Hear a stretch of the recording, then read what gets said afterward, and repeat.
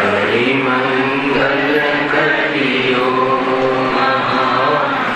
ग्रंथ करण कृपा ताते मिले समाज सब आवे निज पदरा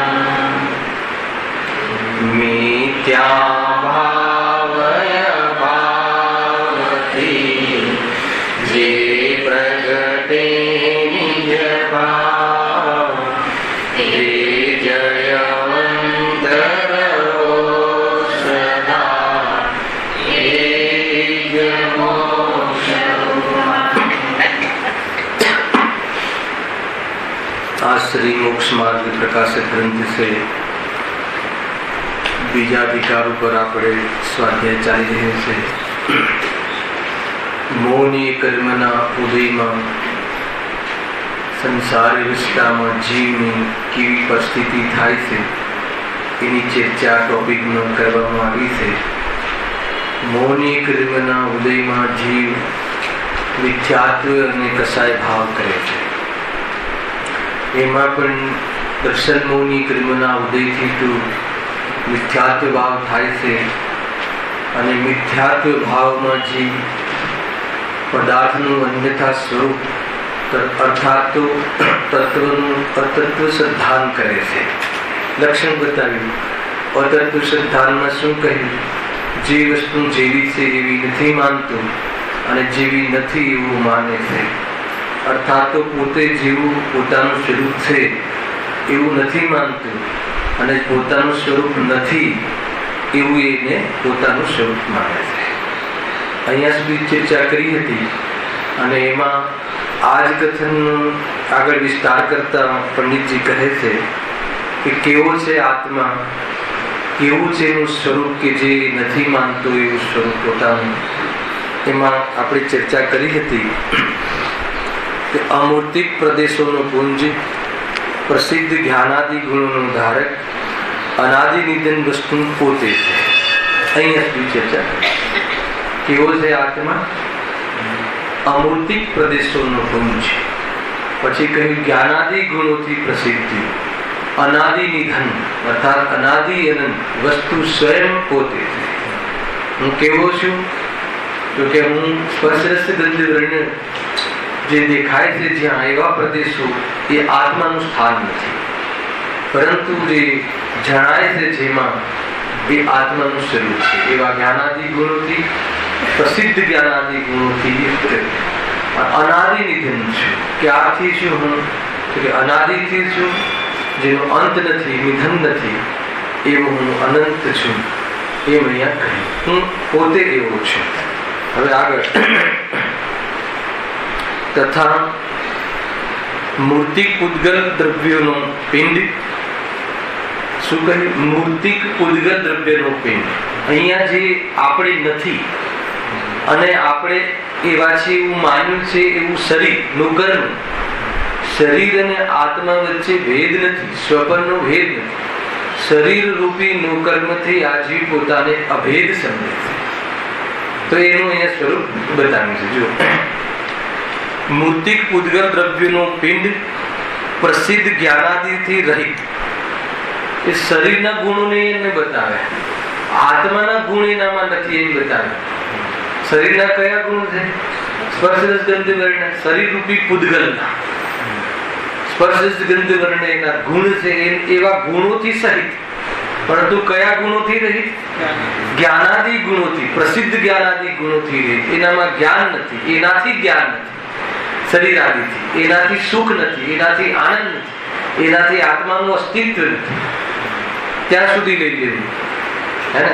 કેવું છે આ પરદ્રવ્ય? શરીર કેવું છે? પૂદગલ દ્રવ્યોનું પિંડ। એ લખ્યું જો કેવા પૂદગલ દ્રવ્યો? તો કે મૂર્તિક। મૂર્તિકનો શું અર્થ લેશો? આંખથી દેખાય છે એવા કે સ્પર્શ રસ ગંધ વર્ણ है ना। स्पर्श रस गंध वर्ण जेनामां छे के जे इंद्रियोनो विषय बने छे, जे आत्मा नथी, आत्माना ज्ञाननो विषय तो बने छे, एमां तो निमित्त छे पण एनाथी ज्ञान नथी। આજે પણ બહુ સરસ ચર્ચા આવી છે, ખ્યાલ ખ્યાલ વાતની ગાથામાં કે બે દ્રવ્યો વચ્ચે નિમિત્ત નૈમિત્તિક સંબંધ નથી. બે દ્રવ્યોની વર્તમાન પર્યાયમાં નિમિત્ત નૈમિત્તિક સંબંધ છે એમ કહ્યું. અને એ પણ નિમિત્ત નૈમિત્તિક સંબંધ કોઈ અપેક્ષા, કઈ અપેક્ષા? કોઈ કોઈ વખતે. એનો અર્થ ગુરુદેવે બહુ સરસ કરે, અજ્ઞાન વખતે. એક તો એ અર્થ કરે હે. હવે જ્ઞાનીમાં નિમિત્ત નૈમિત્તિક પણ ઘટે કે ના ઘટે? તો કહે કે એમાં એ નૈમિત્તિક ભાવનો કરતા જ બનતું નથી, નિમિત્તની દ્રષ્ટિ જ નથી, એટલે એને નૈમિત્તિક ભાવ છે જ નહીં. કદાચિત કોઈ અપેક્ષા કહીએ કે જ્યારે સ્વરૂપમાં નથી રહેતા જ્ઞાની ધર્માત્મા, ત્યારે એનો યોગ અને ઉપયોગ એને પરદ્રવ્યના કાર્યમાં નિમિત્ત બનતો કહેવાય છે. અજ્ઞાનીનો પણ. હવે અજ્ઞાનીમાં કોને લેવા? એક તો અજ્ઞાની એવો છે કે જે પોતાને ચેતના માનતો જ નથી, એવો અજ્ઞાની. એક અલ્પ જ્ઞાનીને પણ અજ્ઞાની કહે છે, કે જે પૂર્ણ જ્ઞાની નથી એ અપેક્ષા, કેવળ જ્ઞાન નથી અપેક્ષા, અલ્પ જ્ઞાની. એવા જીવો પણ સ્વરૂપમાં ન રહે ત્યારે પરમાં એનો પરના સંબંધી વ્યવસાય થાય છે જ્ઞાનનો. તો એ વખતે એનો યોગમાં શું લીધું? આત્મના પ્રદેશોનું ચંચલપણું. ઉપયોગમાં શું લીધું? કે એ વિકલ્પમાં વેપાર કરતું જ્ઞાન લીધું. એક તમને આખી ગાથા કહી દીધી. યોગમાં શું લીધું?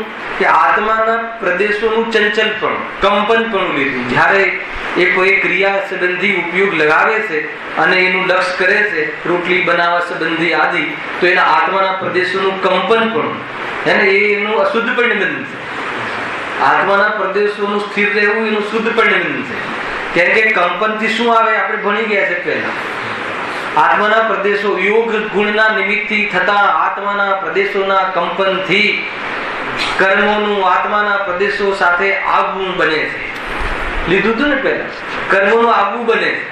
કેટલા કાળ રહેવું અને કેવું ફળ આપવું, એમાં આત્માના કસાયના ભાવનું નિમિત્ત પણ લાગુ પડે. કર્મોનું આવવું થાય, પ્રદેશ બંધ ને પ્રકૃતિ બંધ, યાદ આવી કે ના? બધે લાગુ પડે છે. આ સ્થિતિ અને અનુવાદ બંધ એ કસાય નિમિત્ત હે ને. તો આમાં કસાય ઉપયોગનું, કસાયમાં વેપાર. મારે રોટલી બનાવી છે એ વિકલ્પમાં ઉપયોગનો વેપાર, એ ભાવમાં ઉપયોગનો વેપાર, એ તો નિમિત્ત છે. એ ક્યારે નિમિત્ત છે? અજ્ઞાનતામાં નિમિત્ત છે. હવે ત્યાં અજ્ઞાનતામાં શું લેવું જીતુભાઈ? કે સ્વરૂપમાં ન રહે એ પણ એ પરિણામ અજ્ઞાન. તે જ્યારે જ્ઞાની સ્વરૂપમાં ન રહે ત્યારે તો આવા વિકલ્પ આવે. અને એક અજ્ઞાની એવો કે હું રોટલી બનાવી શકું છું, મારું કર્તવ્ય છે, એક એવો અજ્ઞાની. તો એનું કયું નિમિત્ત પણ લાગુ કર્યું? કે એના યોગ અને ઉપયોગ. વાસ્તવમાં તો એ બંને વચ્ચે કરતા કર્મ પણ નથી. પછી આગળ કહે છે, આ એક ચેપ્ટર છે કે ખરેખર જોવામાં આવે, પરમાર્થથી જોવામાં આવે તો દ્રવ્ય પોતાના પરિણામોનો કરતા છે. હવે કયા પરિણામોનો? અશુદ્ધ કે શુદ્ધ? ઘણા પ્રશ્નો થશે. તો કે અશુદ્ધ ઉપાદાન, અશુદ્ધ નિશ્ચયથી જોવામાં આવે. જ્યારે સ્વરૂપમાં જીવ રહેતો નથી ત્યારે જોવામાં આવે તો જે શુભ ભાવનું પરિણામ કરે છે. અશુદ્ધ નિશ્ચયથી, ક્ષણિક અશુદ્ધ નિશ્ચયથી જોવામાં આવે તો રાગાદિનું કરતા પર્યાય દૃષ્ટિથી આત્મા છે. ખ્યાલ? શુદ્ધ નહીંથી જોવામાં આવે તો એમાં રાગાદિ છે નહીં, એટલે રાગાદિનો કરતા પરદ્રવ્ય છે. આ રીતે લીધું. ત્યાં ઘણી બધી વસ્તુ આમાં ઘણું આવે છે.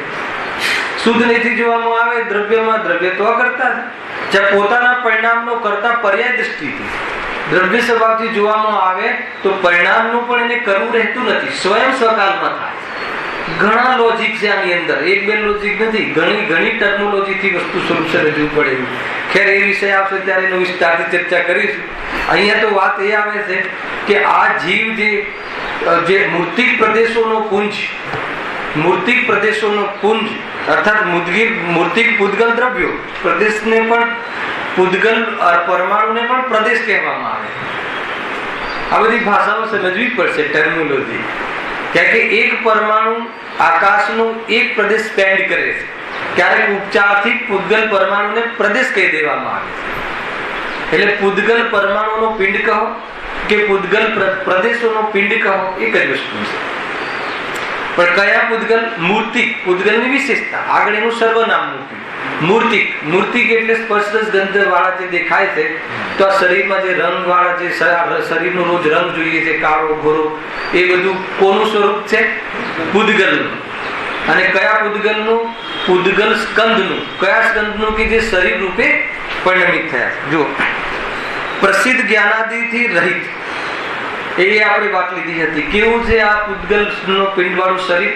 જ્ઞાન ગુણથી રહિત છે. જ્ઞાનાદિ કશું લેવું જ્ઞાનાદિમાં? જ્ઞાન, દર્શન, ચારિત્ર, હે ને?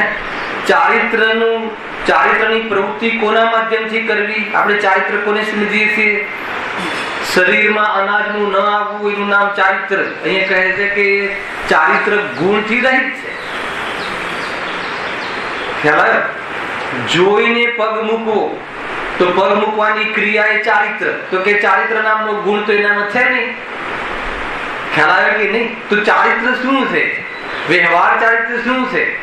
કસાયની મર્યાદા થવી, બહારમાં જીવોની હિંસા આદિ રૂપ પ્રવૃત્તિના ભાવોમાં મર્યાદા આવી, એ જ વાસ્તવમાં વ્યવહાર ચારિત્ર છે. અને સીમિત કરેલી કસાયના અંતર્ગત સ્વરૂપનું લક્ષ્ય કરીને સ્વરૂપમાં રમી જવું, એ નિશ્ચય ચારિત્ર છે. ખ્યાલ આવે કે નહીં? જ્યારે સ્વરૂપમાં રમે તો જે કસાયની મર્યાદા કરી, ચાલવામાં, ખાવામાં, પીવામાં ક્રિયાની ઓરથી બતાવવામાં આવે છે કે આની કસાય મર્યાદિત થઈ ગઈ. ખ્યાલ આવે કે નહીં? પણ ક્રિયા ન કરી એનું નામ ચારિત્ર એમ નથી. કેમ કે પૂદગલની પ્રવૃત્તિ છે. અને પૂદગલમાં મૂર્તિક પૂદગલના પિંડમાં જ્ઞાનાદિ ગુણોથી રહિત. ખ્યાલ આવે કે નહીં? આટલી મોટી વાત છે જીતુભાઈ. અને આપણે ચારિત્ર કોને કહીએ છીએ? ક્રિયાઓને ચારિત્ર કહીએ. ક્રિયાઓની ઓરથી બતાવવામાં આવે છે. કઈ રીતે બતાવું? કે તમારી કસાય મંદ પડી છે, એ ક્રિયાની ઓરથી જોવામાં આવે છે કે આ ક્રિયાઓમાં ઉલઝતો નથી, તો જીવની કસાય મંદ પડી છે. પણ સર્વથા એમ નથી, ન પણ પડી હોય, વાસના ઘણી હોય, પરંતુ કરે શું? પરિણામ કેવી રીતે જોવાય? પોતાના પરિણામ તો પોતાને ખ્યાલ આવે, પણ બીજાના પરિણામ જોવા માટે તો ક્રિયાની ઓરથી જોવામાં આવે છે. એટલે ક્રિયાની ઓરથી એના પરિણામનો ખ્યાલ કરવામાં આવે છે. એટલે વ્યવહારથી એ પ્રમાણે પ્રવૃત્તિ હોય છે. તો અહીંયા શું કહે છે? જો કે જ્ઞાનાદિ ગુણોથી રહિત. ગજબની વાત છે. જ્ઞાનથી રહિત. ખ્યાલ? પછી જ્ઞાનાદિમાં બીજું શું લેવું? આનંદથી રહિત. હે ને? જેટલા પણ અજ્ઞાની જીવો છે એ શરીરની અર્થાત તો 5 ઇન્દ્રિયોનો સમૂહ, તે શરીર અને એની જ કોઈ ક્રિયા, કોઈ કલા, એમાં એ શું માને છે? આનંદ માને છે.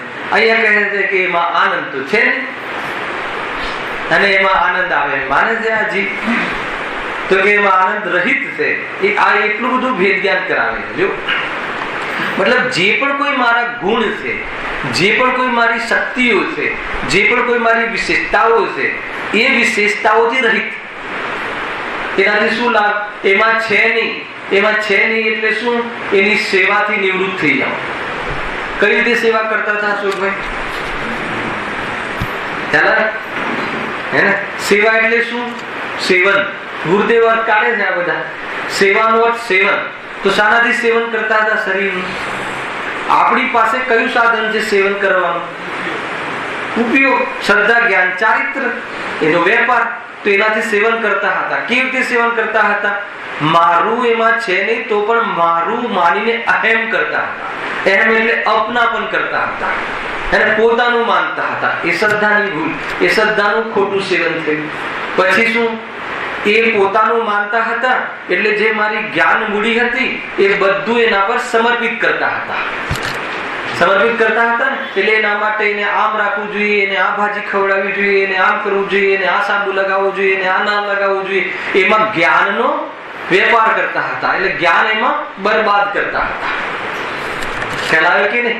જે ચીજમાં મારું કાંઈ હતું ને એમાં બરબાદ કરતા હતા. પછી શું? ચારિત્રનું શું? એમાં સ્થિરતાનો અહેસાસ કરતા હતા. અને તો એ પ્રમાણે શ્રદ્ધા, જ્ઞાન, ચારિત્ર દ્વારા વર્તમાન ઉપયોગથી એમાં શું કરતા હતા? સમર્પણ ભાવ કરતા હતા. પણ હવે શું ખબર પડી? કે એની અંદર મારું જ્ઞાન, મારું શબ્દ વાપરું છું, જ્ઞાન નથી, એ થર્ડ પર્સન થઈ જાય. મારું જ્ઞાન નથી, મારો આનંદ નથી. બીજું શું માનતા હતા? એનાથી આપણું અસ્તિત્વ માનતા. આ તો પ્રચલિત ગાથા છઠાળાની. દેહ ઉપજતા પોતાની ઉપજ માને, દેહ જતા પોતાનું અભાવ માને. એટલે પોતાનું અસ્તિત્વનું કલ્પના દેહના નિરોગીપના, દેહના ટકવામાં માનતો હતો. પણ એમ કહ્યું કે મારો અસ્તિત્વ ગુણ ક્યાં છે? મારો સત્તા ગુણ ક્યાં છે? મારામાં. કેમ કે આમાં જ્ઞાનાદિ, સત્તા આદિ, અસ્તિત્વ આદિ, મારા જ્ઞાન આદિ, મારા અસ્તિત્વ આદિ થી રહિત. ખ્યાલ આવ્યો કે નહીં? તો હવે એનું અસ્તિત્વ આપણે નથી માનતા હતા. સાથે સાથે તમે એની પ્રવૃત્તિ, આપણે પ્રવૃત્તિ એટલે વ્યાપાર પ્રવૃત્તિ એટલે કલ્પનારૂપ પ્રવૃત્તિ, જ્ઞાનની અજ્ઞાનરૂપ પ્રવૃત્તિ. આપણે શરીરથી પોતાની સત્તા માનીએ છીએ, શરીરથી સુકૂન માનીએ છીએ, શરીરની પ્રવૃત્તિથી આપણે માનીએ છીએ કે આ જ મારી પ્રવૃત્તિ છે. તો કે એ બધું ભ્રમ હતું. પણ જ્યાં ખ્યાલ આવ્યો, જ્યાં જ્ઞાનીએ કહ્યું કે મૂર્તિક પૂતગલ દ્રવ્યનો પિંડ જ્ઞાનાદિ ગુણોથી રહિત, પછી શું કહ્યું? ત્યાં શું કહ્યું હતું? જ્ઞાનાદિ ગુણોથી સહિત. પછી પ્રદેશોમાં શું કહ્યું હતું? અમૂર્તિક પ્રદેશોનો પુંજ. અહીંયા મૂર્તિક પૂતગલોનો પુંજ. ત્યાં જ્ઞાનાદિ, પ્રસિદ્ધ જ્ઞાનાદિ ગુણોથી સહિત, અહીંયા જ્ઞાનાદિ ગુણોથી રહિત. બે ભેદ જ્ઞાન કરજો. શરીર છે પણ બંને વચ્ચે કોઈ મેળ નથી એમ કહેવું છે. બંને વચ્ચે કઈ મતલબ કે એની શકલનો દીકરો પણ નથી. એટલે તો ઉપચાર પણ કરીએ કે એના જેવો છે, એના જેવું પણ નથી, કાંઈ પણ મળતું આવતું નથી. ખાલી એટલું કે એક ક્ષેત્રમાં રહે છે. ખ્યાલ આવે કે નહીં? બસ શરીરના સંયોગમાં આત્મા આવ્યો છે, પૂર્વ કર્મના નિમિત્તથી આ જ શરીરના સંયોગમાં આવ્યો છે. પણ એની સાથે કોઈ મેલ જોલ નથી, કોઈ જાતની કોઈ એકબીજાની એક પાર્ટી સાથે કઈ લક્ષણ મળતા આવતા નથી. ત્રીજું લક્ષણ કયું કહ્યું? આત્મા અનાદિ અનંત હતો અને અહીંયા નવીન જેનો સંયોગ થયો છે. ખ્યાલ લખ્યું જો આગળ, નવીન જ જેનો જ શબ્દ વાપર્યો છે, નવીન જ જેનો સંયોગ થયો છે, નવીન સંયોગ થયો છે. આત્મામાંથી આવ્યું નથી આ સ્વરૂપ. હવે સંયોગ થયો છે ત્યાં શું ખ્યાલ આવવો જોઈએ? કે એ વિયોગ થવું એનું સ્વરૂપ છે. સંયોગ થયો છે એનો વિયોગ થાય છે, અને એ જેનો વિયોગ થાય છે એનું સ્વરૂપ કેવું છે? પૂતગલ દ્રવ્યનો પિંડ છે અને જ્ઞાનાદિ ગુણોથી રહિત છે. મૂર્તિક પૂતગલ દ્રવ્યનો પિંડ છે. નવીન જેનો સંયોગ થયો છે એવા શરીર આદિ પૂતગલ કે જે પોતાનાથી પર છે. સ્વપરનું સ્વદ્રવ્ય અને પરદ્રવ્ય, સ્વદ્રવ્ય અને પરદ્રવ્ય. પરદ્રવ્યમાં પણ અહીંયા કોને મુખ્ય કરીને કહ્યું? શરીરને. કેમ કે જીવને શરીરથી બહુ એકત્વ છે. સૌથી નિકટ કોણ? શરીર. નિકટવર્તી પદાર્થ કોણ? જન્મથી મરણ સુધી કોણ રહે? તો કે શરીર. વસ્ત્ર આદિ તો બદલાય કરે, રોજ બદલાય. બાકી દુકાન, મકાન, સ્ત્રી, પત્ની, સંયોગના એ બધા સંયોગો તો બદલાતા રહે છે. એટલે ઉપચરિત અસદભુત વ્યવહાર એનો વિષય છે, અને શરીર અનુપચરિત અસદભુત વ્યવહાર એનો વિષય છે. બે ભિન્ન વસ્તુઓને એક કરીને કહેવું એને વ્યવહાર નહીં કહે છે. કોઈ પ્રયોજન વશ બે ભિન્ન વસ્તુને એક કરીને કેમ કહે છે? કે તે એવા કર્મો કર્યા હતા એટલે અહીંયા ઉપજ્યો છે, પણ બે ભિન્ન છે એમ બતાવે છે વ્યવહાર. પણ નિકટવર્તી પદાર્થોમાં આ ભેદતા બતાવે એને અનુપચરિત અસદભૂત, અને દૂરવર્તી પદાર્થોમાં રિલેશન બતાવે એને ઉપચરિત અસદભૂત. અસદભૂત એટલે કે આત્માની સત્તામાં નથી. ખ્યાલ આવે કે નહીં? ઉપચાર એટલે કે બે દૂરવર્તી છે છતાં એક બતાવું, અને ત્યાં અનુપચાર એટલો કે નિકટવર્તી છે એને એક બતાવું. વ્યવહારના વિશે ખબર છે કે નહીં? બે ભિન્ન વસ્તુઓને એક કરીને કહેવું, કાં તો એક અભેદ વસ્તુમાં ભેદ કરીને કહેવું. આ બે વ્યવહારના લક્ષણ છે. આત્મા અભેદ છે, અખંડ છે, પણ સમજવા માટે એની શક્તિઓનો પરિચય થાય, ભાવનો પરિચય થાય તો શક્તિમાન પર દ્રષ્ટિ જાય, તો એને ભેદ કરીને સમજાવે છે કે આત્મા જ્ઞાન વાળો છે, દર્શન વાળો છે, ચારિત્ર વાળો છે, શક્તિઓ વાળો. પણ એવા કોઈ પ્રદેશ ભેદ નથી. એ બહારથી લાવીને જોઈન્ટ કર્યા હોય એવા ભેદ નથી. આ ભેદ છે, પણ હવે આ ભેદનું ભાવ વાસન થતું નથી, તો એને ભેદ કરીને સમજાવવામાં આવે. ભેદ કોઈ વ્યવહાર નથી, શરીર કોઈ વ્યવહાર નથી. શરીર અને આત્માને એક કહેવું વ્યવહાર. દુનિયાની કોઈ બી વસ્તુ નિશ્ચય વ્યવહાર નથી હોતું. નિરૂપણ પદ્ધતિનું નામ નિશ્ચય વ્યવહાર. બે વસ્તુઓને ભેગી કરીને કહેવું. માટલું વ્યવહારથી છે કે પાણી વ્યવહાર છે? ગુરુદેવ કીધું આજે પાણીનું બેડું, એને પકડજો. બેડું કે જૂની ભાષા છે ને આપણી, નવા છોકરાઓને ખ્યાલ ના આવે. બેડું એટલે ઘડો, ઘટ. પાણીનું બેડું. પાણીનું બેડું હોય. અચ્છા, પાણી વ્યવહાર છે કે બેડું વ્યવહાર? શું વ્યવહાર છે બતાવો? પાણી અને બેડું બે સાથે રહે છે એ વ્યવહાર છે. શું વ્યવહાર છે? એક કે વ્યવહાર નથી, એ તો રિયલ પોઝિશન છે, ક્ષણિક પોઝિશન છે. અને પાણીમાં અલગ દ્રવ્ય છે, બેડું અલગ દ્રવ્ય છે, અને બે સાથે રહે છે એ પરિસ્થિતિ છે, નિશ્ચય વ્યવહાર નથી.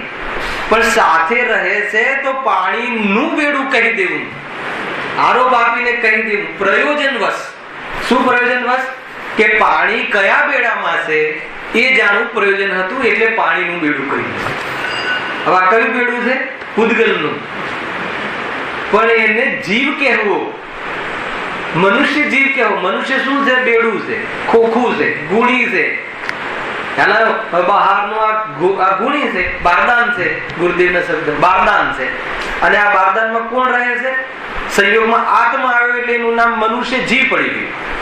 તો શું કામ એમ એક કરીને કહો છો? એક કરીને એટલા માટે કહીએ છીએ કે મનુષ્ય આકાર નામનો જે પદાર્થ છે ત્યાં એક જીવ નામનો પદાર્થ રહેલો છે, પણ બે જુદા છે, બંનેમાં કોઈ મેળ નથી. એટલું બતાવું. તો સ્વ પરનું ભેદ વિજ્ઞાન જોઈ લખ્યું ને. શરીર આદિ પૂતગલ જે પોતાનાથી પર છે. હવે પર છે એ ભેદ જ્ઞાન કરાય. પણ પર જે છે ને, જનરલી જે પરમાં કોઈ પર પદાર્થ સારો અને કોઈ પર પદાર્થ ખરાબ એની કોઈ વાત નથી. પર છે. પર એટલે શરીર માનો, એ શરીરને પર કહ્યું.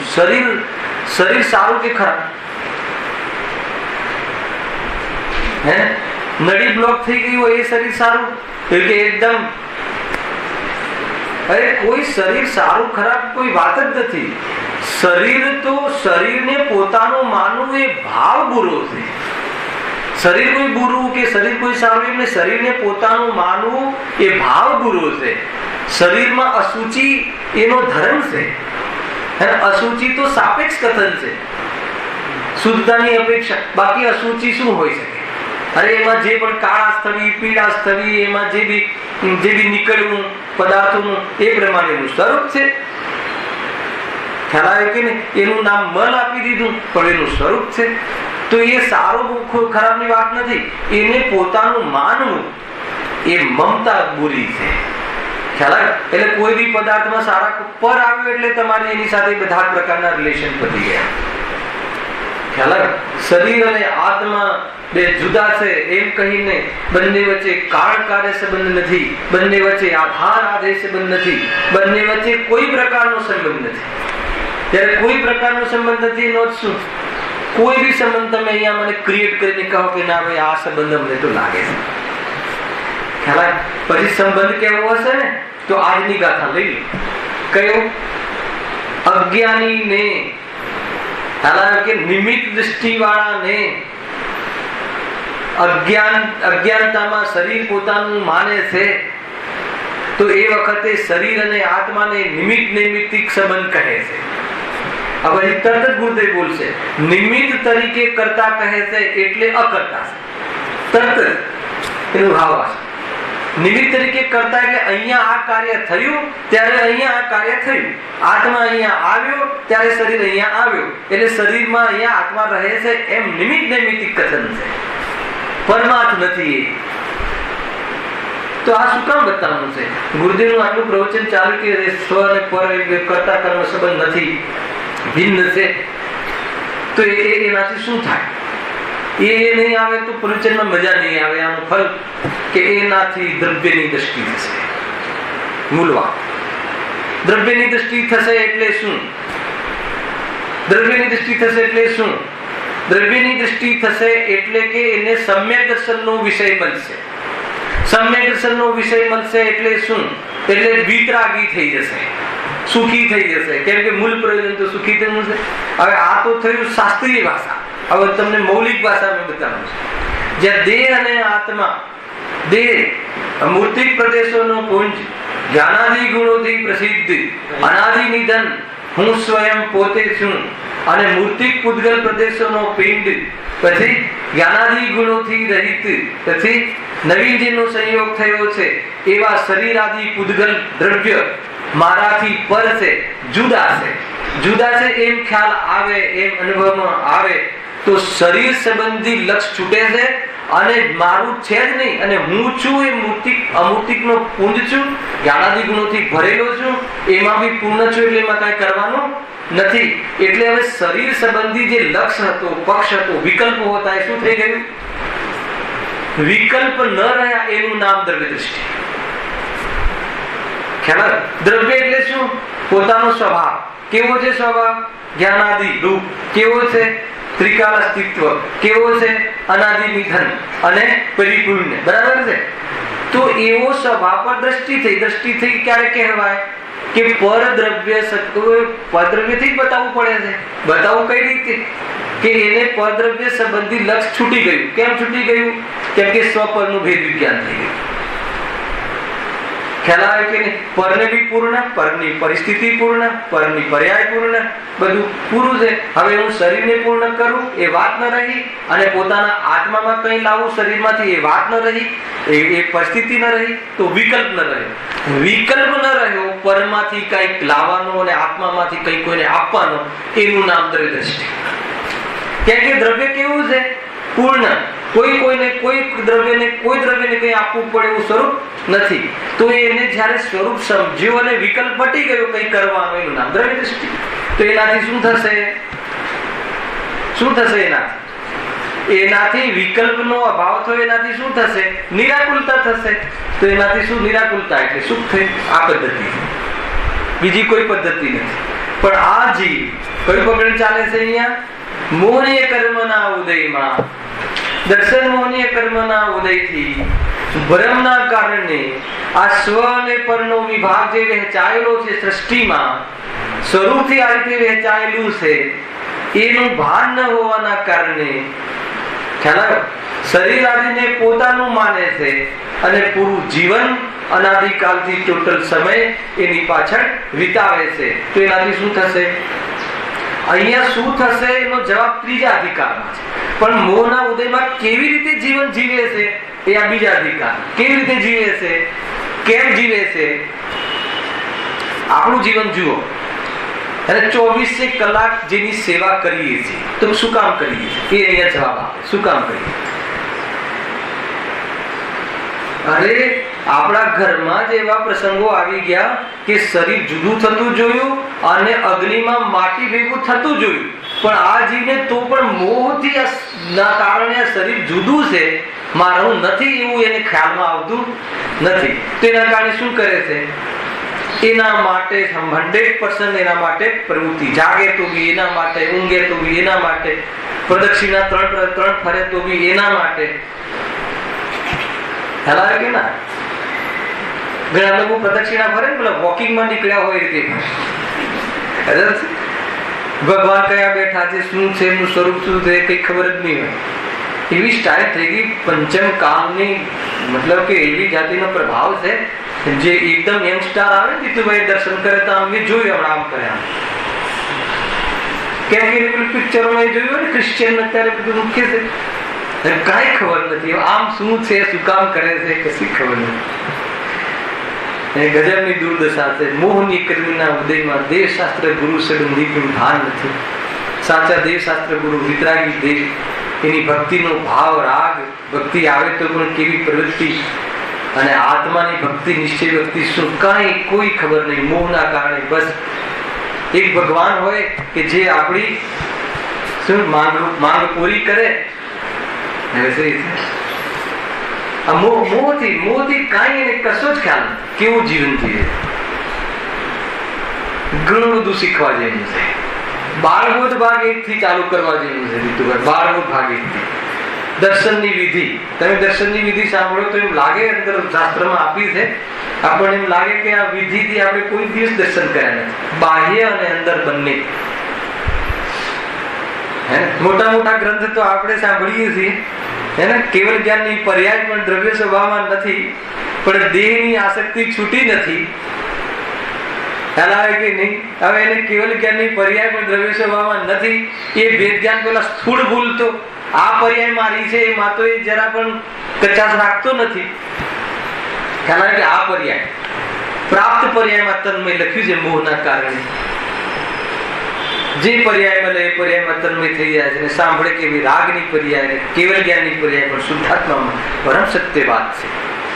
પણ પર્યાય મૂઢ જે કહ્યું કે આ વર્તમાનમાં જે દ્રવ્ય પર્યાય, બે દ્રવ્યો સાથે મળે છે, રહે છે, તો આ જીવને ભ્રમ પેદા થઈ જાય છે કે આ મારું છે, અને એને લઈને આખું જીવન વિતાવે છે. એના માટે વેપાર આદિ, એના માટે ભક્તિ, એના માટે પૂજા આદિ, એના માટે ધર્મ કરે, દેહ માટે. અરે દેહનો ધર્મ છે, મૂર્તિ પૂતગલ દ્રવ્ય પિંડનું ધર્મ છે કે એમાં ઘડવું ને એમાં છૂટવું ને એમાં જર્જરિત થવું. જીવને એટલી આસક્તિ થઈ જાય કે વાળ ધોળા થઈ જાય તો એમ થઈ જાય કે હું ગયો. ખાલી વાળ ધોળા, એક વાળ ધોળો દેખાય તો એટલું ટેન્શનમાં આવી જાય છે આ જીવ. તમે જોઈ લે કોણ છે વાળ, કોણ છે? અરે વાળ તો શરીરનું એવું અંગ છે કે જેનામાં આત્માના પ્રદેશો પણ નથી. એટલે ફિલિંગ્સ નથી થતું વાળ કાપો ત્યારે. એના મૂળમાં આત્માના પ્રદેશો છે, પરંતુ એના ઉપરના ત્યાં તમે કટ કરો તો એમાં કઈ ફિલિંગ પણ નથી. ત્યાં તો આત્માના પ્રદેશો પણ નથી. ખ્યાલ આવે કે શ્લોચની વિધિ છે આપણે ત્યાં.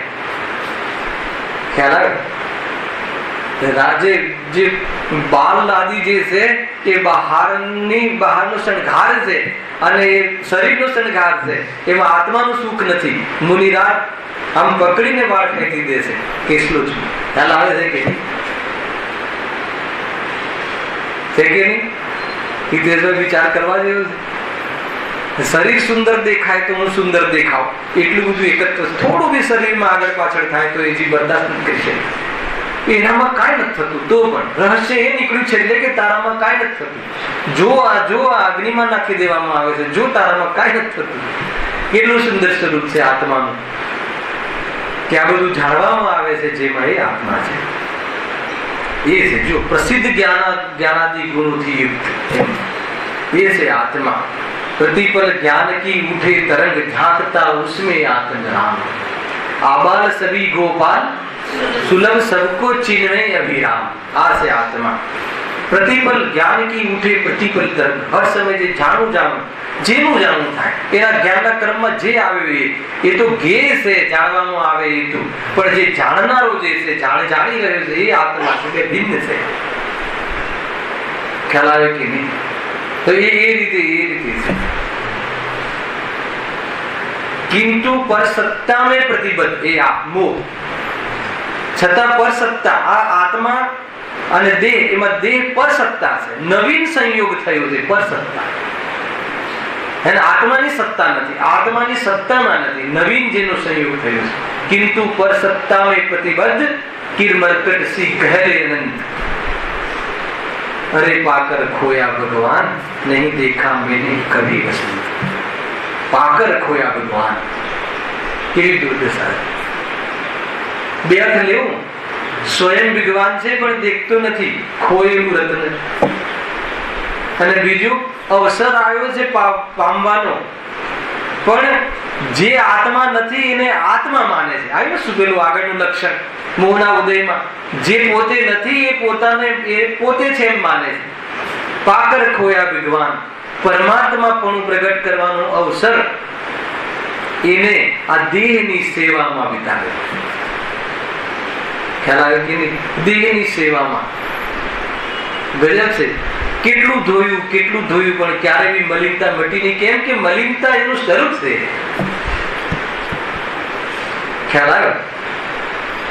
અદંડ ધોવન, અસ્નાન, આ ગુણ કહ્યા મુનિરાજોને. અને ગ્રસ્ત દશામાં ન ધોવે તો પ્રમાદ કહ્યું. ગજબ છે. ખ્યાલ આવે કે નહીં? ગ્રસ્ત દશામાં કેમ કે ગ્રસ્ત જીવન એવું છે કે એનાથી જીવોની ઉત્પત્તિ થાય છે. કેમ કે આપણી પ્રવૃત્તિ 5 ઇન્દ્રિયોના વિષયોમાં છે, ગંદકી વિશેષ થાય છે. મુનિરાજોને છે ને, બીજું મુનિરાજોને ઉપયોગ નથી, ત્યાં સમય નથી એમની પાસે. અને આપણે સમય ઘણો હોય છે પરંતુ પ્રમાદશીલી છે. અંતર ખ્યાલ આવે કે નહીં? તો અત્યારે ન્યુ કમર્સ છે કે આ સારું કે ન નાવું, અમે તમને 10 વખત તો કેવું પડે છે, ભાઈ જા નાવ. હાલ આવે કે નહીં? અને અહીંયા ગાદી પર એમ બતાવો છો કે અસ્નાન સંકેત એવું નથી થતું ક્યારે? અંતર ખ્યાલમાં આવ્યો કે મુનિરાજ સ્નાન ન કરીને ક્યાં જાય છે?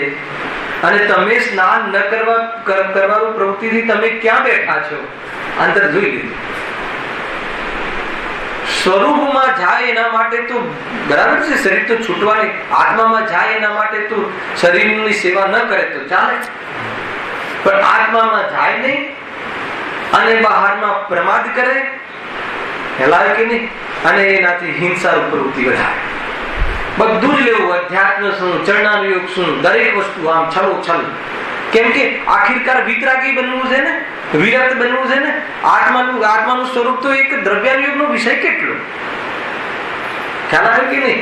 આત્મામાં રાગ નથી, આત્મામાં દેહ નથી, આત્માને શુદ્ધ આત્મા, સ્વભાવ એનાથી વેગળો છે, સ્વભાવ બંને ભિન્ન છે. ખ્યાલ આવે કે આ રીતે છે. દેહને પોતાનાથી દૂર જોવો એટલે પોતાનો ન માનવો. દેહના લક્ષથી થતું રાગાદી ભાવને દૂર જોવો. બેન પૂછ્યું હતું કાલે ગયા શનિવાર, કેવી રીતે દુઃખને અને રાગને દૂર જોવો?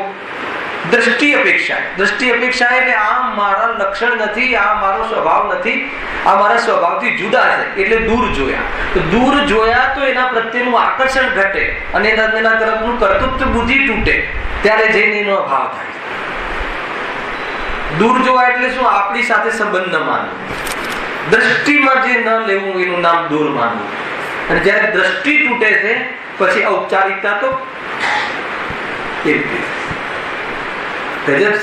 મોહના કારણે જ્ઞાન વિવેક ખોઈ બેસે છે, સ્વ અને પરનું ભેદ વિજ્ઞાન કરી શકતું નથી.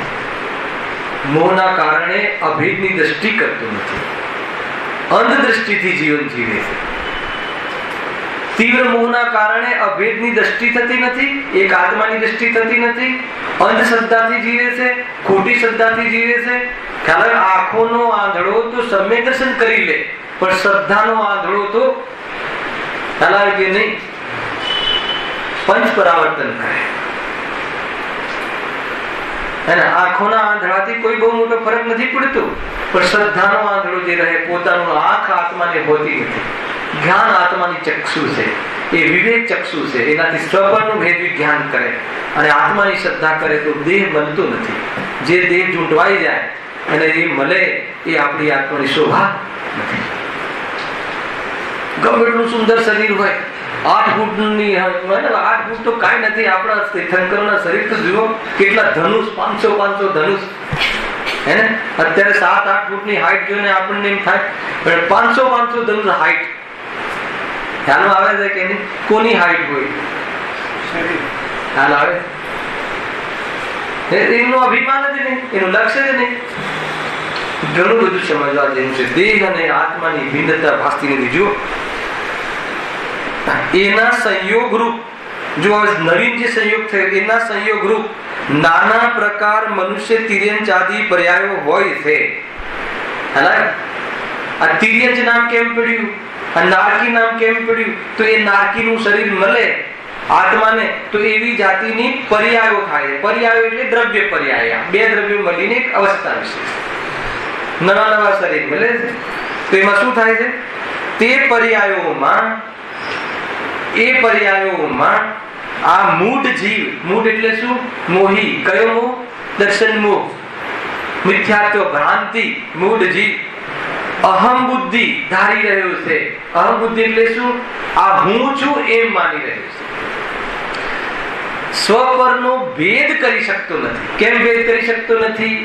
નિમિત્ત તરીકે દર્શન મોહનીય કર્મ ઉદય, ઉપાદાન તરીકે પોતાની વર્તમાન મોહ ભ્રાંતિના કારણે, આજના સ્વરૂપને ન ઓળખવાના કારણે, ભ્રાંતિના કારણે શરીરને પોતાનું ભ્રમથી માની લે છે. પ્રાપ્ત પર્યાયમાં તન્મય થઈ જાય છે. ઠીક છે વૈભવભાઈ, આ મનુષ્ય પર્યાય તમારી છે ને. હવે તમે સ્વર્ગમાં જશો તો પછી મનુષ્ય પર્યાયને પોતાની માનશો તો સ્વર્ગની પર્યાય એ હું દેવ. પછી તિર્યંચમાં આવે કીડા મકોડામાં તો કે હું કીડો, હું મકોડો, હું હે ને એ રીતે હું તિર્યંચ, હું પ્રાણી. એટલે જેવો સંયોગ થાય, બાળક પણ મળે શરીરમાં કોમલતા તો કે હું બાળક, યુવા શરીર થઈ જાય તો હું યુવાન, વૃદ્ધ થઈ જાય તો હું વૃદ્ધ. ખ્યાલ કેટલા સ્તર ઉપર એની ભૂમિકા ખોટી હોય છે. જો પછી માની લો કે ઓર સંયોગમાં ચાલ્યા જાવ, ગુજરાતી સમાજમાં જન્મે તો હું ગુજરાતી, હિન્દી સમાજમાં જન્મે તો હું હિન્દી, ખ્યાલ આવે કે નહીં? પછી પાકિસ્તાનમાં જન્મે તો હું પાકિસ્તાની, ભારતમાં જન્મે તો હું ભારતીય. તો એના જે પર્યાય મળે, જે સંયોગમાં મળે ત્યાં તન્મય એ હું. તમને એનું એક પ્રકરણ બતાવું. હમણાં આઈપીએલ ગઈ ને જીતુભાઈ, જોઈ હશે લગભગ બધા, ખ્યાલ આવે કે નહીં? જોવી એવી પ્રેરણા નથી આપતું, જોઈ હશે તો એમાંથી એક તત્વ બતાવો તમને. માની લો કે ઇન્ડિયાના માનો કે એકમાં ધોની કેપ્ટન છે, એકમાં સચિન કેપ્ટન છે, ઠીક છે? બધા જ કેપ્ટનો પોતપોતાની ઇન્ડિયાના જ કેપ્ટન છે. હવે મુંબઈ હારતું હોય તો તમને શું થાય છે? ખ્યાલ આવે કે નહીં? કેટલા વર્ષથી મુંબઈમાં આવે આપણે? 15 વર્ષ, 20 વર્ષ. ગુજરાતમાંથી આવે, કોઈ સૌરાષ્ટ્રમાંથી આવે.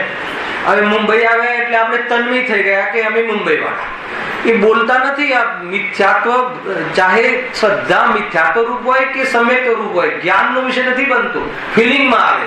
હવે જેમ જેમ માન લો કે મુંબઈના પોઈન્ટનું ટેબલ જોઈએ તો પહેલા ટેબલ જોઈએ તો મુંબઈના પોઈન્ટ કેટલા છે? પહેલા તો એ અંદરનો ફિલિંગ ચાલે છે કે હું મુંબઈનો છું.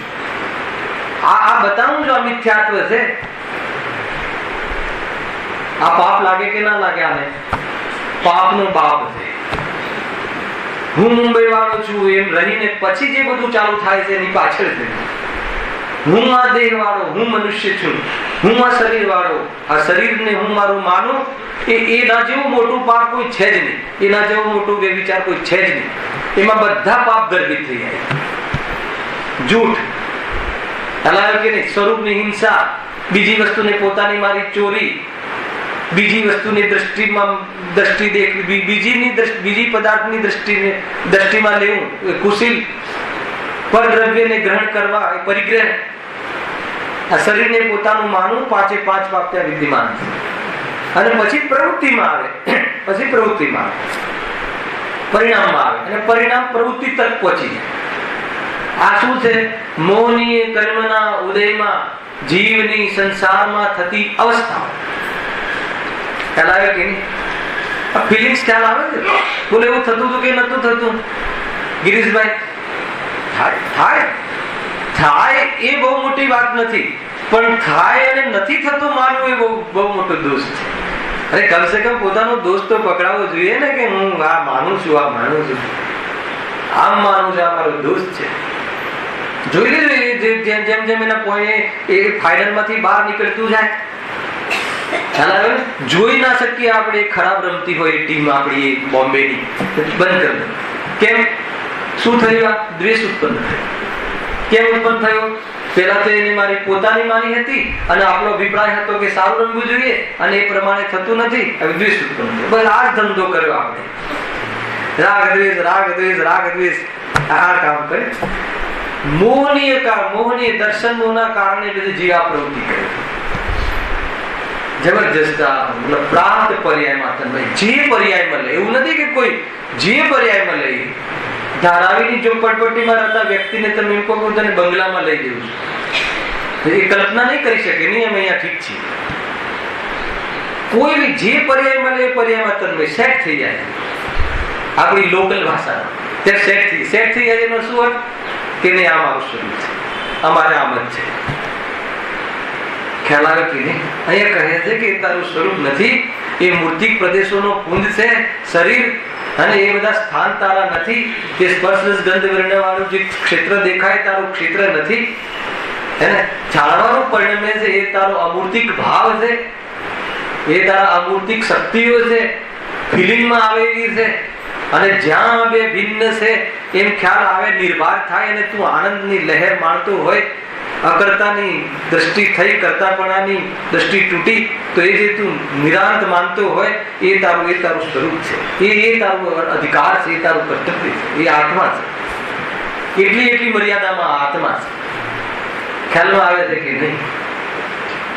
મોહનીય કર્મના ઉદયમાં જીવ કેવું કરે જો. એવા શરીરાદી પૂતગલ જે પોતાનાથી પર છે એના સંયોગ રૂપ નાના પ્રકારના મનુષ્ય તિર્યંચ આદિ પર્યાય હોય. આ ટેકનોલોજી બતાવી કે એવા શરીર મળે છે તો મનુષ્ય આદિ તિર્યંચ આદિ પર્યાય થાય. પછી શું કરે છે પર્યાયમાં? મોહના કારણે. આ મોહ ક્યાંથી આવે? અનાદિથી છે. ખ્યાલ કે નહીં? અગ્રહિત મિથ્યાત્વની વાત ચાલે છે અત્યારે, પછી ગ્રહિત ની લેશું બીજા પેરેગ્રાફ. બહુ ખબર લે છે પંડિતજી આપણે અહીંયા. અનાદિથી માને છે એવું નથી. જે એક આ જે ઝાડ છે એ ઝાડના એમાં જીવ છે, એના પરિણામ હશે કે નહીં હોય દિનેશભાઈ? એ શું પરિણામ હશે? એક તો જ્ઞાન. કેટલું જ્ઞાન હશે? તો કે સ્પર્શેન્દ્રિય સંબંધી ઠંડુ ગરમ આદિ એનું જ્ઞાન થતું હશે. એ જ્ઞાનની સાથે સાથે એટલું જ્ઞાન છે કે શું માને છે કે આ જે દેહ મળ્યો છે ને શરીર, હે ને, એ શરીર એ હું છું એ માને છે. હવે એ પરિણામ આપણને પકડાય ક્યાંથી? એમ હવે એકેન્દ્રિય જીવ એ માને છે. એટલું આપણે શું માનીએ છીએ? 5 ઇન્દ્રિય વાળી ફેસિલિટી વાળું શરીર આપણું માનીએ છીએ. એ શું માને છે? 1 ઇન્દ્રિય ફેસિલિટી વાળું શરીર આપણું પોતાનું માને છે. બંનેમાં શું અંતર? બંનેમાં શું અંતર બતાવ? બંનેની માન્યતામાં અંતર નહીં તો બંનેના દુઃખમાં શું અંતર? બંનેના દુઃખમાં પણ અંતર નહીં. ખ્યાલ આવે કે નહીં?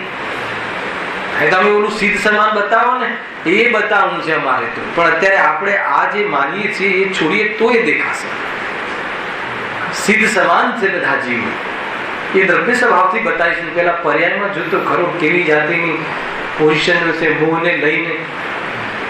અને સ્વયં ખ્યાલમાં આવે એવું છે જયેશભાઈ, જુઓ તમે આ મોહને લઈને ક્યાં ક્યાં આપણે કેવી કેવી જગ્યાએ હાથ જોડીએ છીએ, ક્યાં ઉભા રહીએ છીએ. સપ્તવ્યસનીઓમાં આપણે આશા રાખવી પડે છે. તમે જો આવે છે કે નહીં? ભ્રષ્ટ નેતાઓની સેવા કરવાનો ભાવ આવી જાય છે. ઈષ્ટ અનિષ્ટ ના પદાર્થની મતલબ આત્માની ખબર ન હોવાના કારણે કોણ આપણને તારે, કયા વિતરાગી દેવ છે કે જે આપણા કલ્યાણમાં નિમિત્ત બને એ પણ ખબર નથી.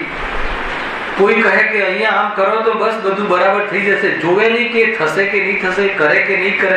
એ સ્વયં રાગી છે, એ સ્વયં પોતે સ્થિર નથી, પોતે દુઃખી છે. બીજાને સુખી તો શું કરી શકે? સુખની સલાહ ના આપી શકે. જે સ્વયં અજ્ઞાની છે, જે સ્વયં દુઃખી છે, જે સ્વયં આ પોતાના તમે એને પૂજો ને તમે 2 લાડવા ચડાવો ત્યારે સુખી થાય, એ તમને સુખી શું કરે? ગજબનું લોજિક છે. તમે જયારે એને કઈ આપો ત્યારે સુખી થાય, 1000 રૂપિયા આપો ત્યારે બાબાજીનું પેલું ખાતું વધે અને સુખી થાય. એ તમને સુખી કઈ રીતે કરે?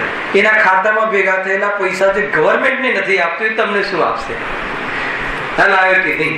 સમજજો આ જીવની બુદ્ધિ કેમ બેર મારી ગઈ? આટલું વિચાર શક્તિ એટલી ઊંચી હોવા છતાં આટલું વિચાર કેમ નથી કરતો? કેમ કે મોહના કારણે. દેહ અને આત્મા એક માને છે તો એ દેહ માટે કાંઈ પણ કરી છૂટવા તૈયાર છે. દેહ માટે સંસારમાં પૂરો ડૂબવા તૈયાર છે. અને ડૂબાડવામાં નિમિત્ત બને છે એવા જીવોની સેવા કરવા તત્પર છે. હાલ આવે કે નહીં? ગજબ છે, ગજબ આ જીવની. ત્રિલોકીનાથ ભગવાન આત્મા એને પર્યાયમાં એક વાર પર્યાય આત્માની સન્મુખ થઈ જાય તો પરમાત્મા પણ આવી જાય. એવું આ ત્રિકાળી ધ્રુવ ભગવાન આત્મા પારસમણી એનો સ્પર્શ કરે પર્યાય તો એને શુદ્ધ સુવર્ણમય થઈ જાય. અને એ પર્યાય ક્યાં વળી છે? કોની સામે જોવે? કેમ? તો કહે છે કે મોહ. આ શબ્દ મૂઢ જીવ એને પોતાનું માને છે એટલે થાય છે. કેટલું સરળ છે. દુઃખ શાનું છે? મારાપણાનું. દુઃખ ક્યારેય બી રોગોનું નથી હોતું, મારાપણાનું. એ મારું માન્યું છે એ દુઃખનો જન્મ છે. જ્યાં મારું માનવાનું ગયું ત્યાં દુઃખનો નાશ થઈ ગયો, અનંત દુઃખનો નાશ થઈ ગયો. પછી થોડા સંસ્કાર પડેલા છે ને અનાદિના, તો થોડું લક્ષ કરે છે, એ ઔપચારિકતા છે, પણ એમાં જચતું નથી, અર્હત બની જાય. ખ્યાલ આવે છે આ વિધિ? એકવાર ટ્રાય તો કરી રહ્યો. ક્યાં ટ્રાય કરીએ? તો કે પેલા જ્ઞાનમાં, બુદ્ધિમાં, બૌદ્ધિક વિકાસમાં ટ્રાય કરી રહ્યો. બહુ બુદ્ધિથી તમારી આ વાત પ્રમાણિક તમને લાગશે. અને જેવી જેવી બુદ્ધિમાં પ્રમાણિક લાગશે એમાં મોહ મીઠીલો પડશે. કાલે મને ગુરુવારે પ્રશ્ન પૂછ્યો હતો. આ અમે લોકો અનુભવની વાત લીધી હતી ગુરુવાર રાત્રિમાં. તો કે આ રીતે જ્ઞાન કરીએ એ વખતે શ્રદ્ધાનો શું રોલ છે? તો કે મોહ ઢીલો પડે છે ને, આ લગાવ ઢીલો પડે ને, એ તરફની ભ્રાંતિમાં તમારી જે ભ્રાંતિમાં ખોટ આવે. તો ભ્રાંતિમાં ખોટ આવે. ભ્રાંતિ કયા ગુણની પર્યાય છે? શ્રદ્ધા ગુણની વિપરીત પર્યાય. તો ભ્રાંતિ તમારી ડાઉન થાય તો એ શ્રદ્ધા ગુણનું પેટમાં કાર્ય થઈ રહ્યું. કોઈ નાની વાત નથી ભાઈ. વારંવાર જ્ઞાનનો વિષય બનાવતા એ ઉદ્દેશથી, અરે ખ્યાલમાં આવે, પ્રયોગથી, બુદ્ધિથી, વિવેક જ્ઞાનથી વાત તો સાચી છે, ક્યાં આત્માની કોઈ ચીજ રહે છે, તો એના તરફ જે હું મારું માનતો હતો એ પાસ, એ બંધન પાસ, એ જે શ્રદ્ધાની ખોટ જે છે, અને એ સંબંધી ખોટ આવે છે, એમાં હાનિ થાય છે. શ્રદ્ધાની ખોટમાં મિથ્યાત્વ હાનિ થાય છે. રોગ તો એ છે, મૂળ રોગ પકડી લેજો. મિથ્યાત્વ મૂળ રોગ છે. ગુરુદેવનો આ સૌથી મોટો એજન્ડા રહ્યો. પૂરા 45 વર્ષ એક વાર સમ્યક દર્શન, સાચું દર્શન કર, તું જેવો છે એવો માન. રાગની ચિંતા નહીં કર. હમણાં કેમ ચિંતા નહીં કર? રાગ ક્યાંથી ઉત્પન્ન થાય છે એ પહેલા જોઈ લઈએ આપણે. તો કે સ્વભાવમાંથી ઉત્પન્ન થતો નથી, અને પોતાનું પરને પોતાનું માન્યું છે એટલે ઉત્પન્ન થાય છે. તો સ્વભાવને જો અને પરને પોતાનું માનવાનું છોડ, પછી જોઈએ આપણે રાગ આવે છે કે રાગ ક્યાંથી આવે? હોય તો આવે ને. દૃષ્ટિ બદલાઈ ગઈ, દ્રવ્યની દૃષ્ટિ થઈ ગઈ. દ્રવ્યમાં રાગ છે નહીં એટલે શું? દ્રવ્ય જ્ઞાન સ્વભાવી છે. રાગ આત્માની શક્તિ નથી, કમજોરી છે. એ જતો રહે તો આત્મામાં સુખ ઉત્પન્ન, પર્યાય ઉત્પન્ન થાય છે. ક્યાંથી આવ્યું? રાગના અભાવમાંથી આવ્યું. તો રાગથી નથી આવ્યું, આત્માનું સ્વરૂપ છે. આત્માને જોઈ લીધું તો બહારના પદાર્થો વચ્ચે નો સંબંધ મોડો પડી ગયો. આ છે કોઈ સંબંધ નહીં. સર્વ સંબંધનું બંધન તીક્ષ્ણ છેદી. બસ આ જ વાત છે.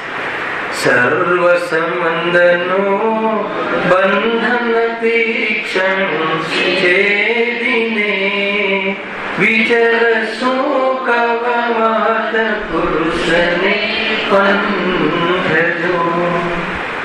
રોજ યાદ કરવા જેવા પદ છે. શ્રીમદ રાજચંદ્ર એ મુનિ ભાવના ભાવી છે. વિચરસો કવ મહત પુરુષને પંથજો.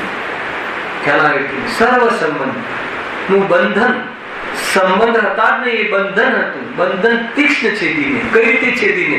તો આ રીતે ભેદ જ્ઞાન મોહના કારણે આની બુદ્ધિ બુદ્ધિ થઈ ગઈ છે. જ્ઞાન એનો વિવેક ખોઈ બેઠું છે, અને દ્રષ્ટિ ખોઈ બેઠું છે. લોકમાં પણ દ્રષ્ટિવિહીન જીવ બહુ દુઃખી હોય છે. લૌકિક દૃષ્ટિની, જે આંખની કેટલું પરાધીન હોય છે, એમ અહીંયા દ્રવ્ય દ્રષ્ટિ, દ્રવ્યની દ્રષ્ટિ, દ્રવ્ય કેવું છે એવી શ્રદ્ધા જેની ખોટી છે, એનું સ્વરૂપ જે કેટલી પરાધીનતા, કેટલી જેને પોતાનું માન્યું છે એની પરાધીનતા રહી કે ના રહી? પરને પોતાનું માન્યું છે, પોતાનું થશે નહીં. હવે જેટલી કન્ડિશનો એ મૂકશે એટલી કન્ડિશનો તારે કે એને પૂરી કરવી પડશે. એ પણ પૂરી કરી શકતો નથી. પરદ્રવ્યમાં જીવનું ચાલતું નથી ને જીવ દુઃખી થાય. કેટલી કન્ડિશનો વેપારમાં, કુટુંબના સ્તર પર, વિશ્વના સ્તર પર, દેશના સ્તર ઉપર, સમાજના સ્તર ઉપર કેટલી પરાધીનતા. હું વિશ્વનું અલગ દ્રવ્ય છું, અલંગ આત્મદ્રવ્ય, ચૈતન્યથી ભરપૂર એવું આત્મદ્રવ્ય છે.